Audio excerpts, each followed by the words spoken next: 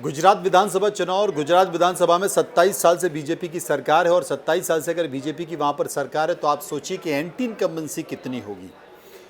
असल में आप कितना भी अच्छा काम करो, कितने भी विकास की योजनाओं का उल्लेख करो और उनको जमीन पर सतह पर उतारो, लेकिन एंटी इनकम्बेंसी होती ही है, क्योंकि एक मानवीय स्वभाव है। मानवीय स्वभाव ऐसा है कि वो हमेशा परिवर्तन चाहता है, वो परिवर्तन को देखते हुए देखना चाहता है और ऐसी ही स्थिति गुजरात में दिखाई दे रही है। लेकिन अगर मानवीय स्वभाव परिवर्तन को देखना चाह रहा है और आप उसमें इनोवेशन करें तो शायद चीज़ें बदल सकती हैं। और यही कारण है कि कितने सालों की एंटी इनकम्बेंसी या इतने सालों में सत्ता पर बने रहना बीजेपी को भी समझ में आ रहा है कि हाँ, कुछ गड़बड़ हो सकती है। क्योंकि पिछला विधानसभा चुनाव देखिए, पिछले विधानसभा चुनाव में 3 युवाओं ने जो जातिगत समीकरण स्थापित किया था गुजरात विधानसभाओं में, जिसमें हार्दिक पटेल, अल्पेश ठाकुर और जिग्नेश मेवाड़ी, उन्होंने वाकई भारतीय जनता पार्टी को हिला कर रख दिया। और यही कारण है कि बीजेपी 90 के आसपास आ गई और कांग्रेस 77 सीटों पर पहुंच गई,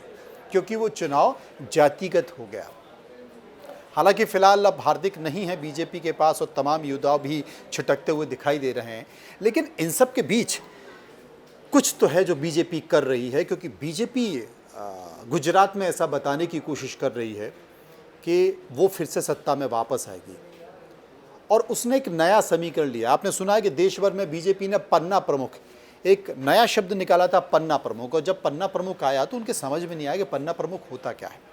असल में पन्ना प्रमुख होता है कि जो मतदाता सूची होती है, उस मतदाता सूची का एक पन्ना और उस एक पन्ने पर जितने भी नाम हैं उन लोगों से संपर्क करने, उन लोगों को कन्विंस करना, उन लोगों को समझाना है कि हमारी पार्टी कितनी बेहतर है, हम क्यों बेहतर हैं, हम समाज के लिए बेहतर हैं, हम राष्ट्र के लिए बेहतर हैं, हम आपके लिए बेहतर हैं, हम इस राज्य के लिए बेहतर हैं, आप हमें वोट कीजिए।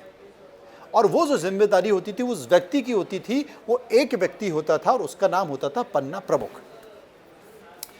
लेकिन गुजरात विधानसभा में थोड़ा सा बदला हुआ स्थिति है, क्योंकि बीजेपी ने कहा कि इससे बात बनेगी नहीं, इसलिए बीजेपी ने एक नया नाम दिया है पन्ना कमेटी।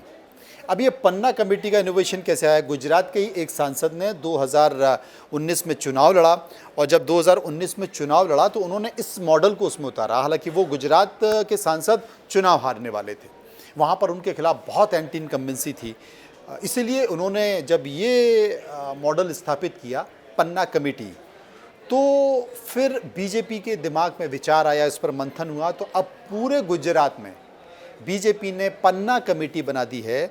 और इन पन्ना कमेटियों को बनाने में 80 लाख सदस्य, ये 80 लाख सदस्य कौन हैं? ये गुजरात के नहीं हैं, ये 80 लाख सदस्य जो हैं वो दूसरे राज्यों से भी बुलाए गए हैं और उन सबको पन्ना कमेटी की जिम्मेदारी दी गई।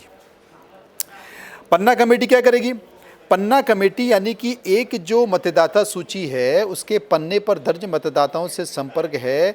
अब वो करीब इस हिसाब से 80 लाख जो पन्ना कमेटी बनाई गई है, 80 लाख जो कार्यकर्ता हैं पन्ना कमेटी में, वो 2.5 करोड़ मतदाताओं से संपर्क करेंगे। वो संपर्क आई टू आई संपर्क होगा, डोर टू डोर होगा, उनको समझाने की कोशिश की जाएगी। इसे कहते हैं चुनाव।